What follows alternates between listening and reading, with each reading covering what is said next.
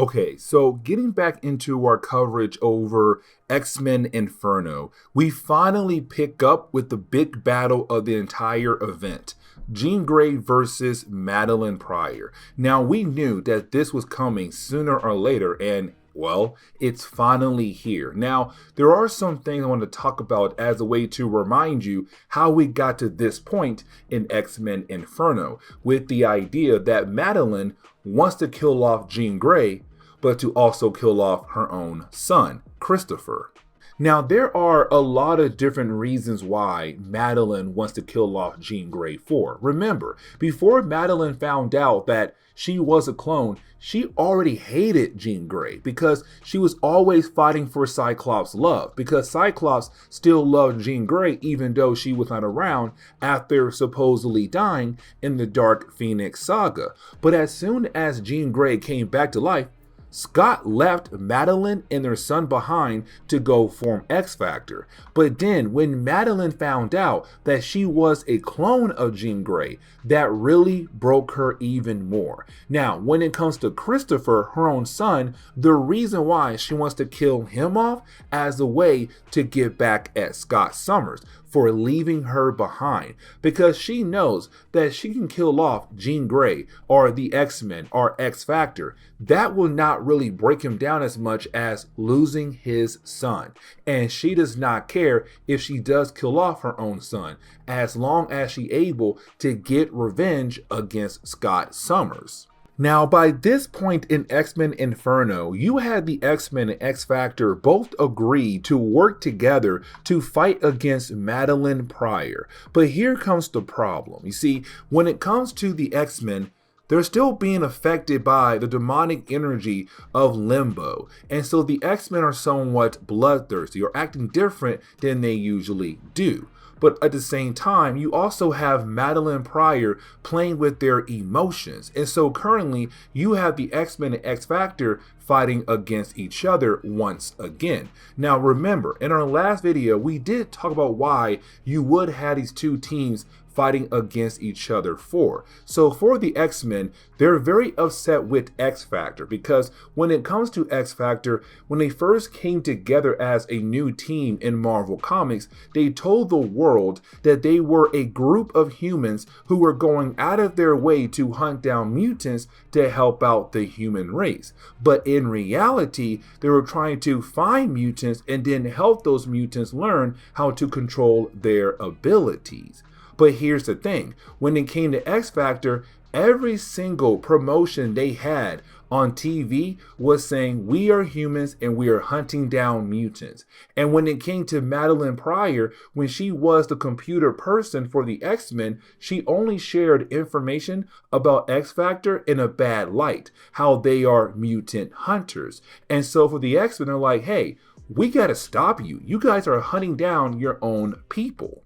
But when it comes to X-Factor, they somewhat hate the X-Men because when it came to X-Factor, when they came together, they also heard that the X-Men was now working alongside with Magneto. Now, they had no idea that Charles Xavier had left the Earth and then gave everything over to Magneto. And so instead of trying to find out what exactly happened, they believe the X-Men must have turned evil if they are working alongside with Magneto. And so once again, you have the two teams fighting against each other. But you didn't have the X-Men realize that they're at fault here. Not really at fault, but not trying to sit down and actually talk to X-Factor, especially Storm and Cyclops, the two leaders of the team. Because you have Cyclops tell Storm, listen, yes, at first we did pretend to be mutant hunters, but in reality, that was just a disguise.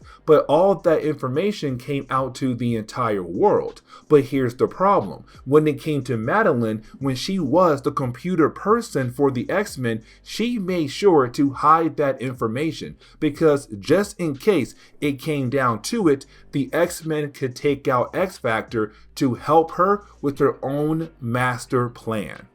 Now, when it comes to Madelyne, she does know that there is at least one character that she can play mind games with, and that would be Archangel. Let me explain. So when it came to Archangel, around this point in Marvel Comics, he was trying his best to be a good guy again, after being turned into Archangel by Apocalypse and being used by Apocalypse for his own master schemes.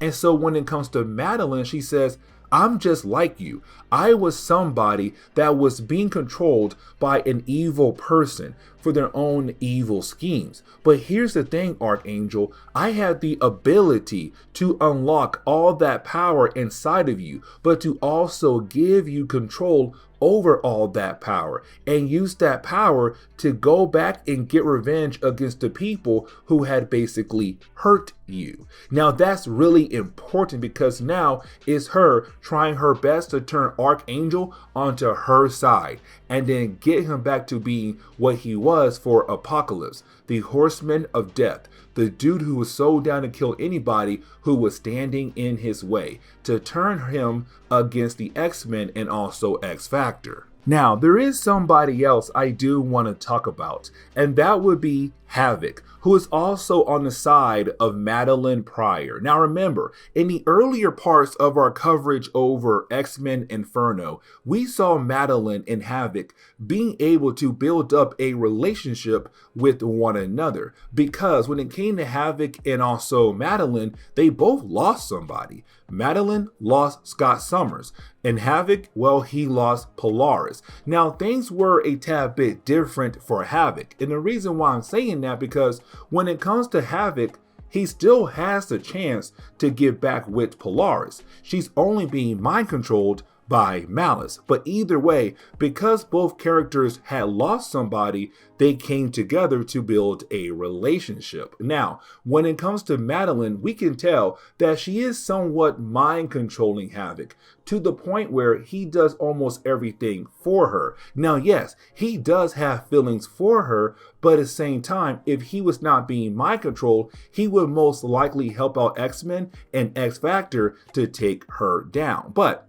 there is one more thing I do want to say about Havoc. You see, when it comes to him and his brother Cyclops, their powers do not work on each other. Instead, they are able to charge each other up. And so, if Havoc wants to charge up Cyclops' optic beam, he can do that by using his own ability. And matter of fact, that is going to be very important in later parts of today's video. Now, when it comes to Madelyne, she does lose both characters who were on her side. You see, when it comes to Archangel, he's trying his best to fight against the control of Madelyne because he does not want to tap into the darker side of him, the Horseman of Death, because most likely he'll kill off the X-Men and X-Factor. Now, here's the problem. You see, his wings, they have a mind of their own. And so even though he is able to fight against the control of Madelyne,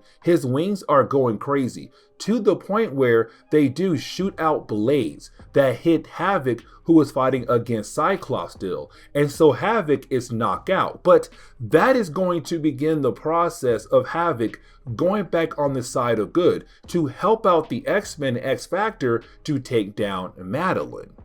Now, this leads us into the battle of the minds between Madelyne Pryor and also Jean Grey. But let's not forget, when it comes to Madelyne, like I said earlier, she is a clone of Jean Grey. But the reason why I am bringing that up because it's very important for this battle. Because when Sinister made Madelyne, his main goal was to use Madelyne as a way to get with Scott Summers to produce a child. Because that child would become a very powerful mutant. He already knew back then if Jean Grey and Scott would get together, their child would be a very powerful mutant. But Jean Grey died in the Dark Phoenix saga, or supposedly had died. Because remember, we had learned because we were told that Jean Grey was never the Phoenix. Because back in the Phoenix saga, when Jean Grey was using her abilities as a way to save the X-Men,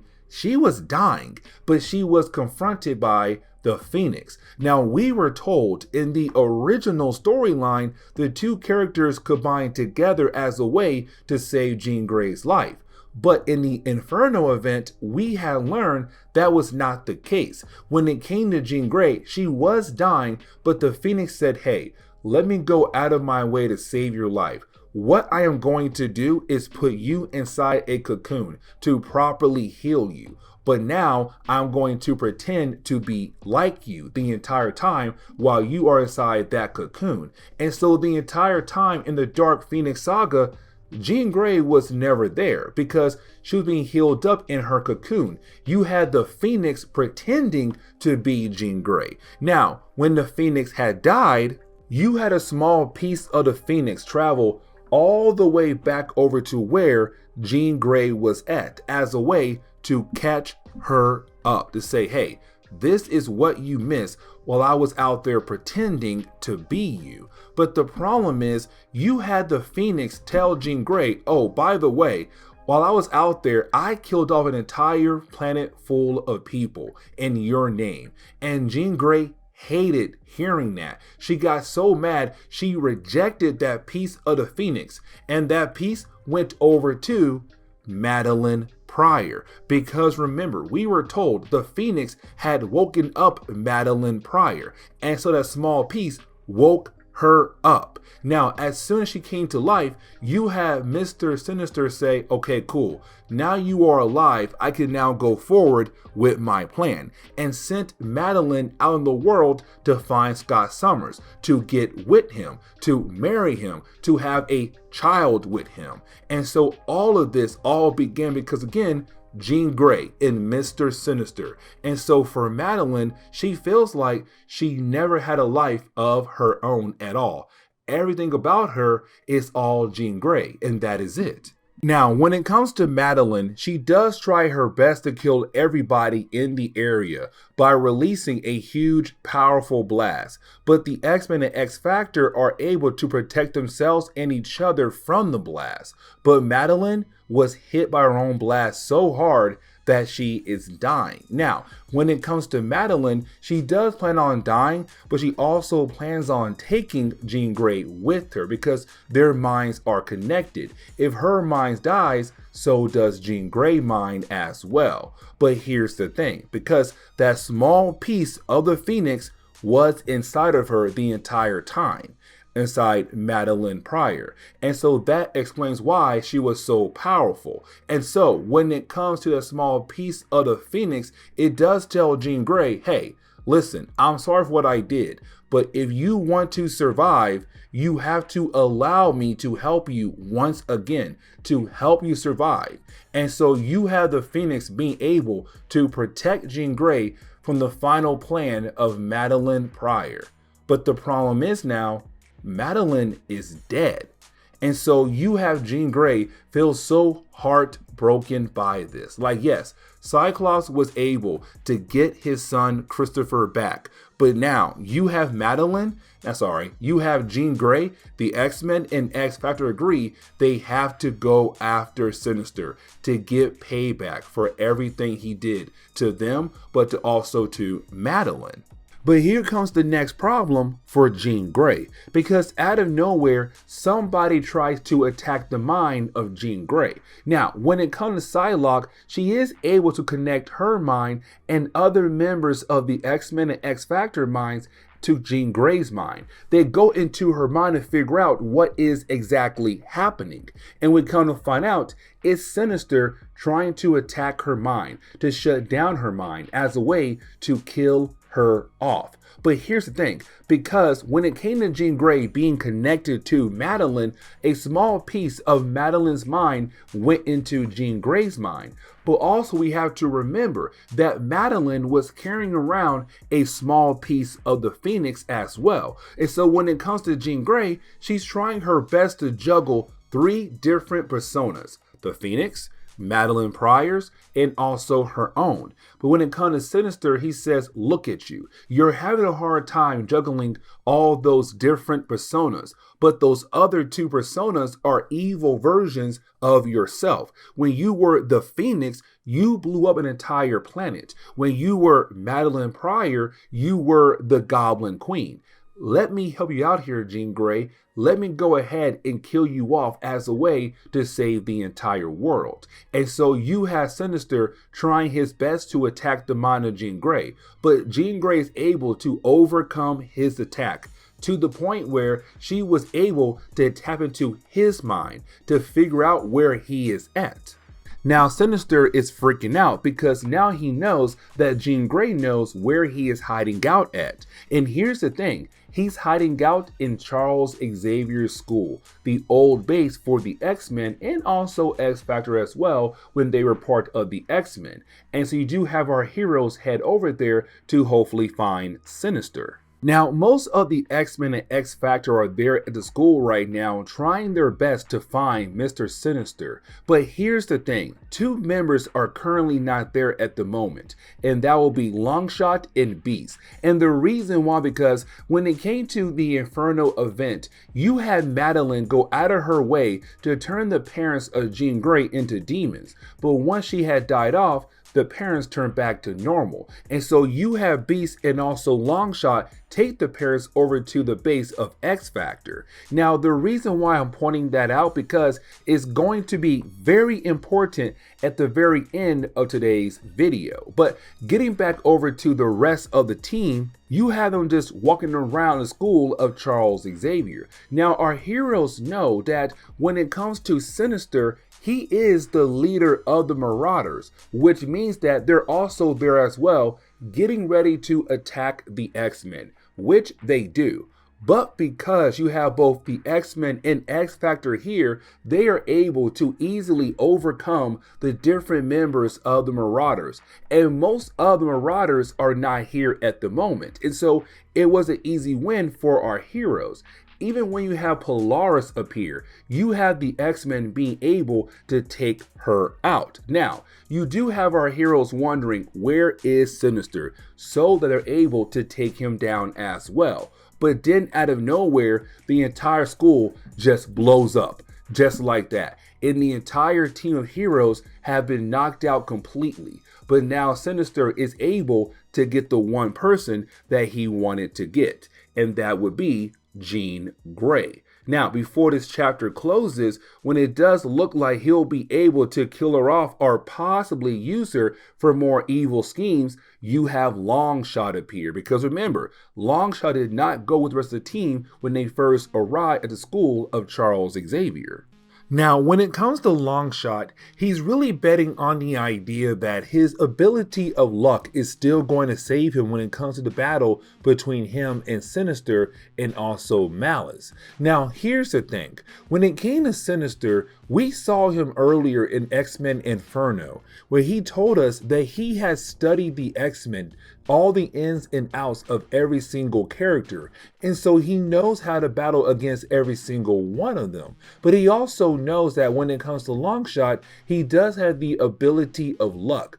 But because Longshot was being influenced by the magical energy of Limbo, he was not acting like his normal self. Longshot luck ability is no longer around, where you have Sinister being able to overcome the attack of Longshot very easily. Now, you do have other members of the X-Men and X-Factor try their best to jump in to help out Longshot. But like I said earlier, when it comes to Sinister, he studied every single one of them. He knew how to overcome all their different attacks so easily. Now, this leads into Sinister revealing to Cyclops that he is the reason why Scott has a hard time remembering certain things from his past. Let me explain. So when it came to Cyclops, he does remember being part of an orphanage, but the problem was he had a hard time remembering some different things of that orphanage. And the reason why? because of brain damage. Now, we were told that the brain damage came from his plane crash incident that had supposedly killed off his parents. That was not the case at all. The reason why Scott has brain damage is because of Sinister. You see, after the plane crash, you had Scott use his ability as a way to save his life and his brother's life, Alex. But as soon as he did use his ability, Sinister detected him and went out of his way to grab him, but also his brother, Alex. Now, when it comes to Sinister, his main goal was just Scott. Alex was just a bonus item to use for later schemes down the road. And so he had Alex and Scott both move to his orphanage. But as soon as the brothers had arrived, Scott was not adopted, but Alex was. Because again, Alex was not his main goal, Scott was. And so you had Sinister go out of his way to experiment on Scott, to hopefully teach him how to control his ability, but to also obey Sinister. But the problem was, Scott couldn't do either one of those things. He could not obey Sinister, but also not control his abilities. And so as soon as you had Charles Xavier go out of his way to grab Cyclops and take him to his school, Sinister had to think of a backup plan. And that was Madelyne Pryor. Because again, when it comes to Sinister, the one thing he wanted from Scott and Jean Grey was their child. Because he knew if they had a child, that child would be very powerful. Now, this begins the process of wrapping up the storyline. Now, when it comes to Cyclops, he's trying his best to use his optic beam against Sinister, but Sinister made sure that Cyclops could never attack him at all. A failsafe in the mind of Cyclops. But you also have Sinister being able to overcome all the different abilities that you have the X-Men and X-Factor currently using. Now, when it comes to Havoc, he does have a game plan, and that game plan is to charge up his brother's optic beam to the point where Cyclops would have no choice but to go ahead and use his optic beam on Sinister. And so once you have the optic beam be fully charged to a point where Scott can no longer hold it in, he fires it. And we're left to believe that Scott had just wiped out Sinister. The day is saved. X-Men and X-Factor are now able to relax.